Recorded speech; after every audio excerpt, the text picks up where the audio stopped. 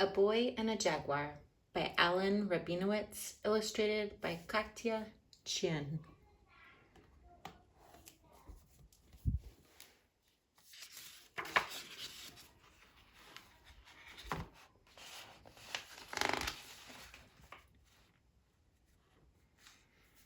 I'm standing in the great cat house at the Bronx Zoo.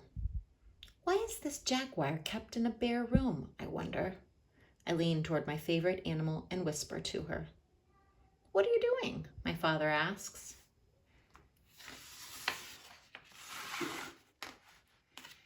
I try to explain, but my mouth freezes just as I knew it would.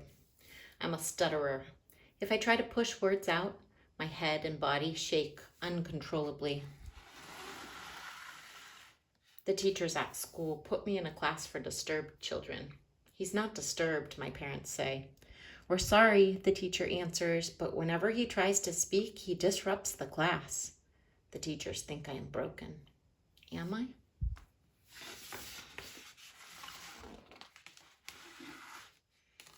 But I can do two things without stuttering. One is sing, only I can't sing well. And the other is talk to animals. Every day I come home from class and go straight to the closet in my room.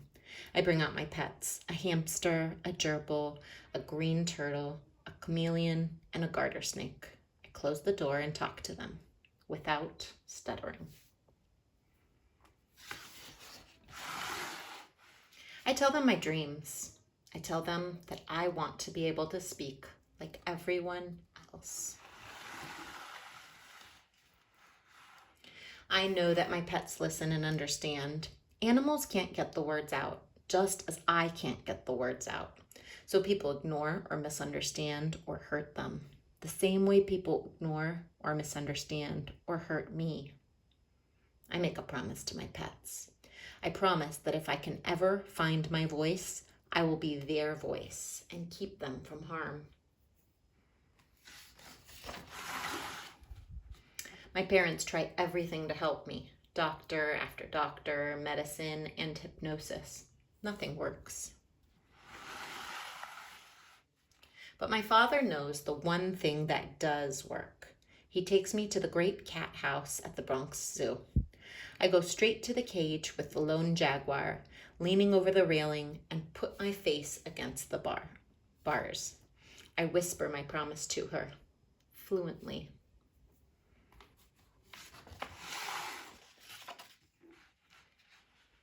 I get through school by learning tricks that stutterers learn. I learn when not to speak, when to avoid situations, and when to just not be around people. When I'm in college, my parents enroll me in an experimental program. There, I'm told that I'm a stutterer and will always be a stutterer. Always. But the teacher tells me that if I work hard, I can be a completely fluent stutterer. I think about how my mouth moves and airflow, and for the first time in years, I can speak without stuttering.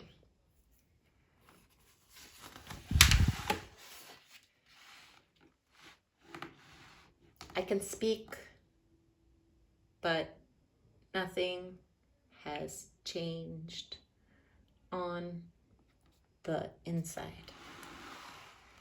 I still feel broken.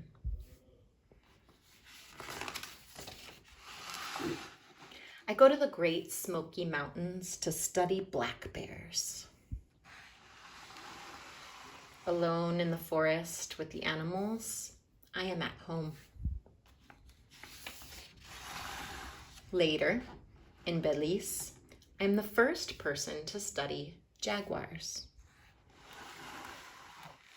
The jungle makes me feel more alive than I have ever felt. I learned to follow and capture jaguars for study before releasing them back into the wild. I am happy.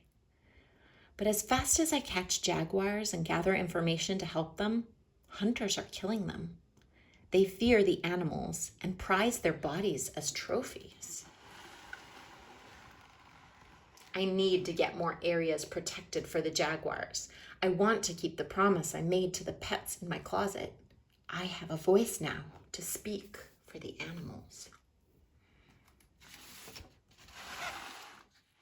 In the capital of Belize, in the office of the Prime Minister, I am given 15 minutes to make my case.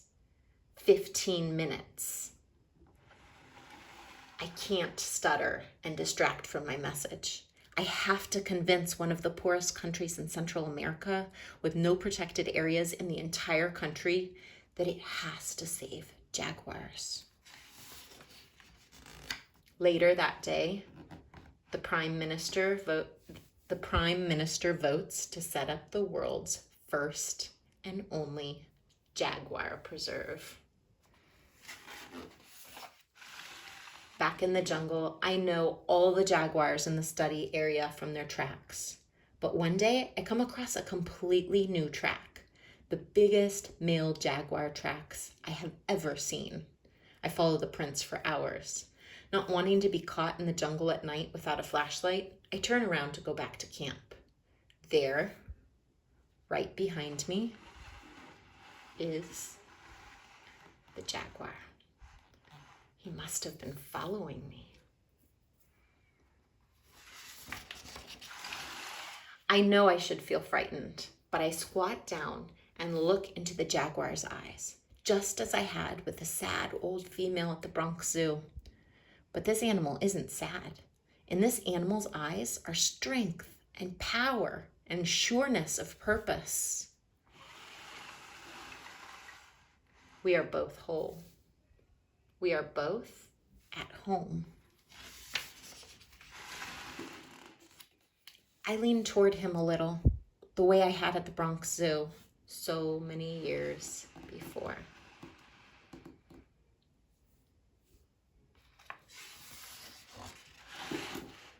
Thank you, I whisper.